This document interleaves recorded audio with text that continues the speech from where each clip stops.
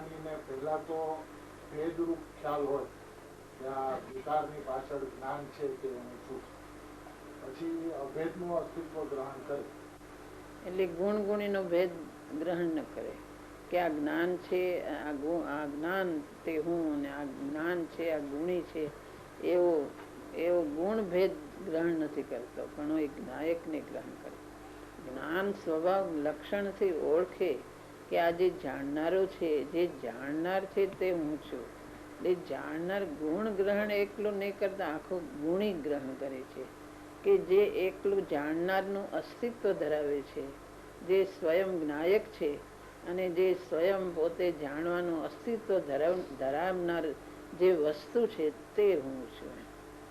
કે આને જાણ્યું એમ જાણ્યું, એટલે આ પરને જાણ્યું તે હું એમ નહીં, પણ જે સ્વયં જાણનાર સ્વરૂપ જ છે, એવું જે અસ્તિત્વ અનાદિ અનંત છે, કે જે જાણનાર છે તે અનાદિ અનંત છે, એવું જાણનારનું અસ્તિત્વ ગ્રહણ કરવું તે અભેદ અસ્તિત્વ.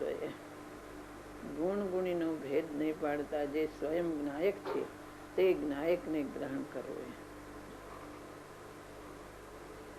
પેલા એને આત્માને ઓળખતો નથી, એટલે આ જાણ્યું એમ જાણ આમ બહારથી જ જોવે છે કે આને જાણ્યું, આ જાણનાર કોણ છે? એ જાણનાર અંદર છે.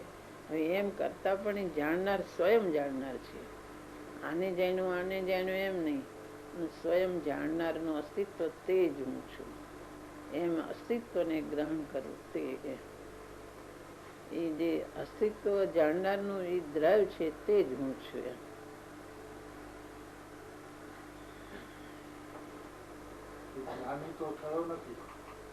જ્ઞાની થયો નથી, પણ એ પોતે એને આત્માને ગ્રહણ તો કરવું છે, જિજ્ઞાસા છે, રુચિ છે. જ્ઞાની ભલે થયો નથી, પણ એના માર્ગે એને જાવું છે, માટે અસ્તિત્વનું ગ્રહણ થાય છે, તે તરફ એ વળે છે કે જે જાણનારો તે હું છું, તે તરફ ગ્રહણ કરવાનો પ્રયત્ન કરે છે, કે જે જાણનારનું અસ્તિત્વ તે હું છું. જે અસ્તિત્વને ગ્રહણ કરે, જે બીજાથી જુદો પડે, એનો વધારે પ્રયત્ન કરતો જાય છે.